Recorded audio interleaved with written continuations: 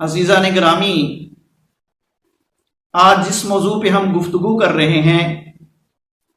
وہ ہے اسلامی سوالوں کا جواب۔ ہمارا سب سے پہلا سوال یہ ہے کہ تسبیح جناب فاطمہ الزہرا سلام اللہ علیہا کی فضیلت کیا ہے؟ سورہ جمعہ میں جہاں ارشاد ہوا فَإِذَا قُضِيَتِ الصَّلَاةُ فَانتَشِرُوا فِي الْأَرْضِ وَابْتَغُوا مِنْ فَضْلِ اللَّهِ كَثِيرًا لَعَلَّكُمْ تُفْلِحُونَ، تو 11ویں امام نے فرمایا یہاں ذکر کثیر سے مراد تسبیح جناب فاطمہ الزہرا سلام اللہ علیہا ہے، اور امام محمد باقر علیہ الصلوۃ والسلام راوی ہیں، اور سفینۃ البحار میں شیخ عباس قمی نے لکھا کہ امام فرماتے ہیں یہ تسبیح زبان سے تو پڑھنا صرف 100 دفعہ ہے، لیکن میزان اعمال میں اس کا مرتبہ 1000 دفعہ سے بھی زیادہ بلند ہے۔ اور تیرے اور میرے چھٹے امام امام جعفر صادق علیہ الصلوۃ والسلام ارشاد فرماتے ہیں کہ مجھے یہ زیادہ پسند ہے کہ میں روزانہ 1000 رکعت نفل پڑھوں، اس سے زیادہ مجھے پسند ہے کہ میں تسبیح فاطمہ الزہرا سلام اللہ علیہا پڑھوں۔ تو اس تسبیح کی معصوم کے نزدیک بہت زیادہ فضیلت ہے، لیکن بعض لوگ اس تسبیح کے جو ثواب ہے اس کو ضائع کر دیتے ہیں، یعنی بعض لوگ اتنی جلدی سے پڑھتے ہیں کہ وہ ذکر بھی شمار نہیں ہوتا، اور بعض لوگ اتنی دیر کر دیتے ہیں کہ اس کا جو اجر کا وقت ہے ختم ہو جاتا ہے۔ تسبیح سیدہ کا جو بہترین وقت ہے جب انسان واجب نماز سے سلام پھیرتا ہے، 3 مرتبہ اللہ اکبر کہتا ہے، اللہ اکبر کہتا ہے، اس کے فوراً بعد تسبیح کی نیت کرے کہ نیت کرتا ہوں، تسبیح پڑھتا ہوں جناب فاطمہ الزہرا سلام اللہ علیہا قربتاً الی اللہ، اور اس کے بعد تسبیح پڑھنا شروع کر دے۔ 34 مرتبہ اللہ اکبر، 33 مرتبہ الحمدللہ، اور 33 مرتبہ سبحان اللہ۔ بعض لوگ کیا کرتے ہیں، جماعت نماز ختم ہو گئی، واجب ختم ہو گئی، کھڑے ہو گئے، سنتے شروع کر دیں، نوافل شروع کر دیں، اور جب نوافل پڑھ لیتے ہیں اس کے بعد یہ تسبیح پڑھتے ہیں،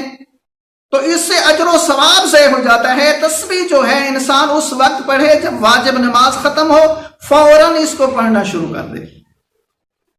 ہمارا دوسرا سوال یہ ہے کہ جب بی بی فاطمہ الزہرا سلام اللہ علیہا جوان ہوئی اور لوگ اپنا رشتہ لے کر آئے، تو رسول اکرم صلی اللہ علیہ وآلہ وسلم نے مولا امیر علیہ الصلوۃ والسلام کے سوا سارے رشتے کیوں ٹھکرا دیے؟ تو میرا دوست، مذہب فقہ جعفریہ کا یہ عقیدہ ہے کہ معصوم کی شادی فقط معصومہ سے ہو سکتی ہے، معصومہ کی شادی غیر معصوم سے نہیں ہو سکتی۔ قرآن شاہد ہے، قرآن گواہ ہے کہ جناب بی بی مریم معصومہ تھیں، اس زمانے میں کوئی مرد معصوم نہیں تھا۔ ایک تھا جناب زکریا علیہ الصلوۃ والسلام، تو وہ جناب مریم کی جو بڑی بہن تھی اس کے شوہر تھے۔ اب چونکہ معصوم نہیں تھا، اللہ نے کسی غیر معصوم کو یہ حق نہیں دیا کہ جناب مریم سے شادی کرے۔ وہ بی بی کنواری تھی، اللہ نے اس کو بچہ دے دیا، لیکن اللہ نے یہ پسند نہیں کیا کہ کسی غیر معصوم کے ہاں یہ اس کی بیوی بن جائے۔ اب جناب زہرا تھی چونکہ معصومہ، اور اللہ چاہتا تھا اس کا نکاح ہو معصوم سے، تو نبی کی پوری امت میں سے سوائے علی کے کوئی معصوم نہیں تھا، اس لیے زہرا کا رشتہ کسی کو نہیں ملا، اور رسول اکرم صلی اللہ علیہ وآلہ وسلم خود پکار اٹھے کہ لولا علی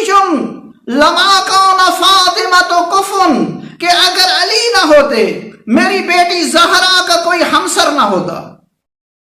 تو اللہ نے یہ سعادت علی کو دی کہ پیغمبر اسلام نے علی کا نکاح زہرا کے ساتھ فرش پہ پڑھا،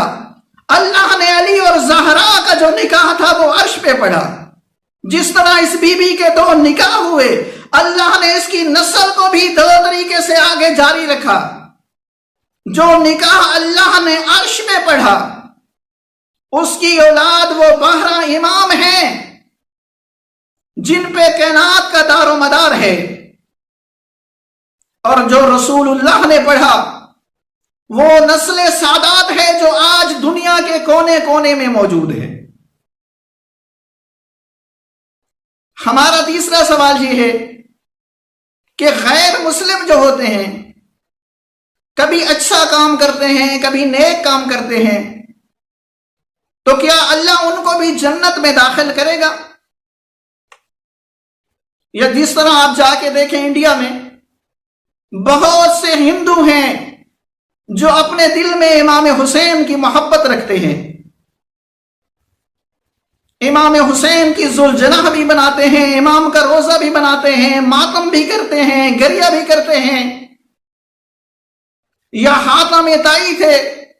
جو بہت زیادہ سخی تھے، تو کیا اللہ ان کو جنت میں بھیجے گا؟ میرا دوست، اس کا جواب یہ ہے کہ اللہ نے اس شخص پہ جنت کو حرام قرار دیا ہے جو شخص کلمہ نہیں پڑھتا، جو اللہ پہ ایمان نہیں لاتا، جو رسول اللہ پہ ایمان نہیں لیتا، جو اہل بیت کو نہیں مانتا۔ لیکن اللہ کا یہ بھی فیصلہ ہے کہ اللہ کسی کی نیکی کو، کسی کے اجر کو ضائع بھی نہیں کرتا۔ تو اللہ کیا کرتا ہے؟ جو مشرک لوگ ہوتے ہیں، کافر لوگ ہوتے ہیں، ہندو لوگ ہوتے ہیں، اگر یہ کوئی اچھا عمل کرتے ہیں تو اس کی جو جزا ہے اللہ ان کو دنیا میں دے دیتا ہے۔ دنیا میں ان کو دولت دے دی، دنیا میں ان کو جائیداد دے دی، دنیا میں ان کو اولاد دے دی، دنیا میں ان کا نام بلند کر دیا۔ لیکن یہ جو کافر مشرک لوگ ہیں ان کا آخرت میں حصہ نہیں ہے۔ اب ہمارا آخری سوال یہ ہے کہ یہ جو ہمارے اہل تشیع لوگ ہیں، نہ نماز پڑھتے ہیں، نہ روزہ رکھتے ہیں، نہ نیک عمل کرتے ہیں، کیا ان لوگوں کی بھی بخشش ہو جائے گی؟ اس کے لیے ہمیں بہار الانوار کی وہ حدیث پڑھنی پڑے گی جو علامہ مجلسی علیہ رحمہ نے لکھا کہ جب قیامت کا دن آئے گا تو ایک گروہ کو روکا جائے گا اور اس گروہ سے سوال کیا جائے گا کہ کیا آپ نماز پڑھتے تھے؟ تو وہ گروہ جواب میں کہے گا کہ نہیں، ہم نماز نہیں پڑھتے تھے، اس لیے کہ ہم تو علی کے شیعہ تھے۔ اس وقت اللہ تبارک و تعالی مولا امیر علیہ الصلوۃ والسلام کو آواز دے گا، اے امیر المومنین، اے علی ابن ابی طالب، آپ ان لوگوں کو پہچانتے ہیں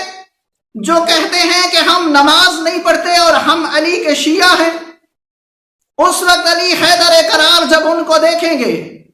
تو کہیں گے، اے اللہ، میں علی وہ ہوں جس نے ہر رات اللہ کی عبادت کر کے 1000 رکعت نافلہ پڑھی، یہ بدبخت تیرا واجب سجدہ بھی نہیں کرتے اور دعویٰ کرتے ہیں کہ ہم علی کے شیعہ ہیں، میں علی ان پہ لعنت کرتا ہوں اور میں علی ان سے دور ہوں۔ آواز قدرت آئے گی، اے علی، تجھے مجھ سے اتنی محبت ہے کہ جو شخص میرا سجدہ نہیں کرتا، جو شخص میری نماز نہیں پڑھتا، تو اس پہ لعنت بھیجتا ہے، تو اس پہ تبرہ کرتا ہے، تو اس سے دوری اختیار کرتا ہے۔ تو آواز امیر المومنین آئے گی، اے میرے اللہ، جو تیرے سجدے کا قائل نہیں ہے علی کو اس سے کوئی محبت نہیں ہے۔ اس وقت آواز قدرت آئی، اے علی، میں نے بھی سارے عالم میں یہ فیصلہ کر لیا ہے کہ اگر کسی کی عمر حضرت نوح علیہ الصلوۃ والسلام جیسی طویل ہو اور وہ حج کرتا ہوا صفا اور مروہ کے درمیان شہید ہو جائے اور اس کے دل میں تیری محبت نہیں ہے تو وہ جنت تو کیا جنت کی خوشبو بھی نہیں سونگھ سکتا۔ تو میرا دوست، یہ دونوں چیزیں لازم و ملزوم ہیں، یعنی علی سے اگر محبت کرنی ہے تو نماز بھی پڑھنی ہوگی، اگر نماز پڑھنی ہے تو علی سے محبت بھی کرنی ہوگی۔ اگر جو شخص نماز نہیں پڑھتا کہتا ہے میں علی کا شیعہ ہوں تو یہ شخص جھوٹا ہے، اور جو شخص نماز پڑھتا ہے علی کی ولایت امامت کو تسلیم نہیں کرتا وہ شخص بھی جھوٹا ہے۔